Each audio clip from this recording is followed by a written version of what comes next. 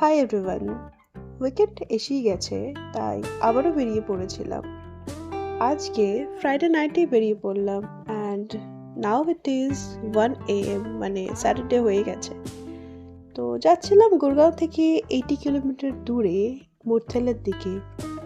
তো সবাই তোমরা জানো মুরথেল পরাঠার জন্য খুবই ফেমাস একটা ল্যান্ডমার্ক বলতে পারো।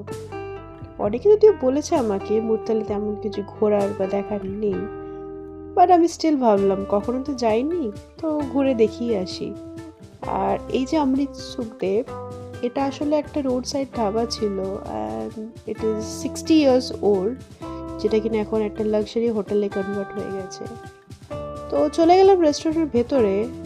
আর এই যে এখানে মেনুটা দেখাচ্ছি, প্রাইসগুলো ছিল খুবই কম, যেটা দেখে আমার আরও ভালো লাগছিল।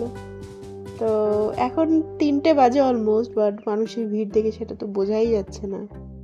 এখানে আরেকটা জিনিস নোটিস করলাম কি, সব টেবিলেই দেখলাম একটা করে মিষ্টি আচার আর একটা করে ঝাল আচার ছিল। আর এখানের এই যে লঙ্কাগুলো, সেগুলোও কিন্তু খুবই ঝাল ছিল। তো এনিওয়েজ, অর্ডারগুলো চলে এলো আমাদের, খুব তাড়াতাড়ি চলে এসেছিলো। তো অর্ডার দিয়েছিলাম একটা মিক্স পরাঠা আর একটা পনির পরাঠা, আর সাথে দিয়েছিল এখানকার স্পেশাল বাটার, যেটা কিনা খুবই হেভি ছিল। বাট পরাঠাগুলো খেতে কিন্তু খুবই ভালো ছিল, বাট আনফর্চুনেটলি একটা পরাঠা খাওয়ার পর আর কিছুই খেতে পারলাম না। তো যাই হোক, বাইরে বেরিয়ে গেলাম, একটু চারপাশটা ঘুরে টুরে দেখছিলাম। তো দেখলাম অনেক কিছুই আছে। তুমি এখানে ইচ্ছা করলে গেমিং জোনে যেতে পারো, তার সাথে অনেক কিছু ছোটো ছোটো শপ ছিল, ইলেকট্রনিক্স, ব্যাগস, ফুটওয়্যারসের ছিল অনেক কিছু অপশন।